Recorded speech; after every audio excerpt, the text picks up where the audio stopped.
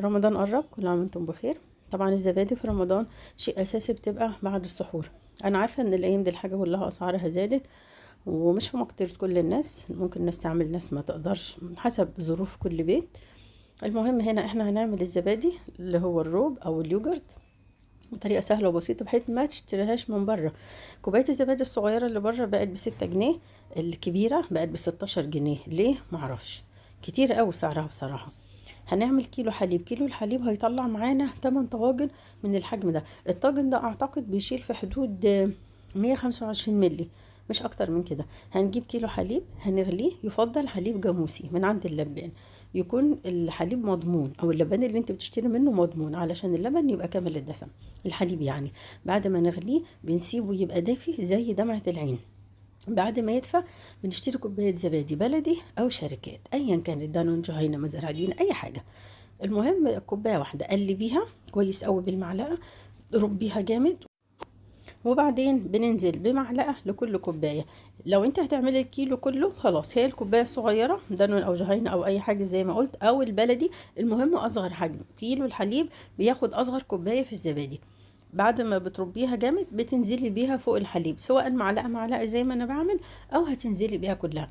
انا بنزل بيها معلقه معلقه ليه؟ على اساس انا معايره الحليب ده هيعمل معايا قد ايه، ما احطش خميره زياده كتير علشان ما يبقاش مالح معايا.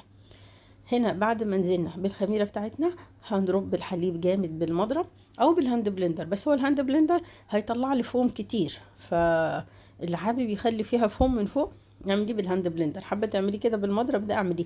انا في المعتاد بعمله بالهاند بلندر. ليه؟ بيسهل معايا علشان ايدي بتوجعني ما اقعد ارج الزبادي كده بالمضرب، فبيوجع الايدين، فبعمل بالهاند بلندر. بس الهاند بلندر بيبقى عامل فقاعات بعدين، فمش فارق، ده احنا في البيت هناكلها.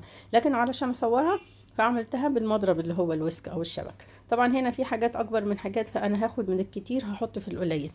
الفرن هنا بتاعت البوتاجاز بتدفيها 5 دقايق بس، مش اكتر من كده، على اعلى درجة عندك، اعلى درجة سخونة.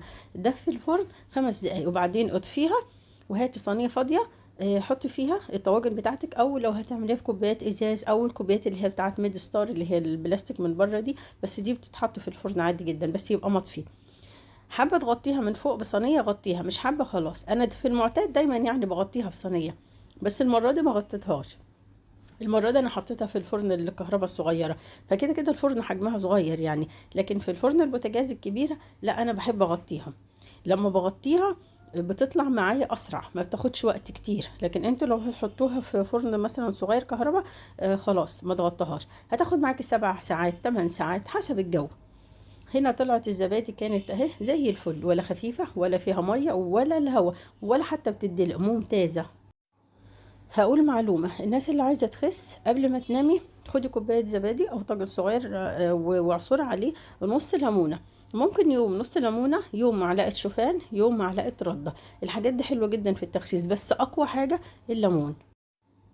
الليمون بيسيح الدهون العنيدة. لما تمشي عليه يعني بصي هتلاقي جسمك نفسه ارتاح، معدتك ارتاحت. اوكي في الاول مش هتبقى قابلاه، هتحسيه ميزز كده ومالح شويه، بس هتقبليه بعدين. هتيجي تاكليه هتقولي لا ده مالح، لا ده لاذع. حسسي نفسك ان ده كبسوله بتاخديها بعد العلاج طعمها مثلا مش حلو، ما ياما كبسولات علاج ريحتها مش حلو وطعمها مش حلو. وبس كده، واتمنى لكم الصحه والعافيه والستر يا رب، علشان تحافظوا على صحتكم.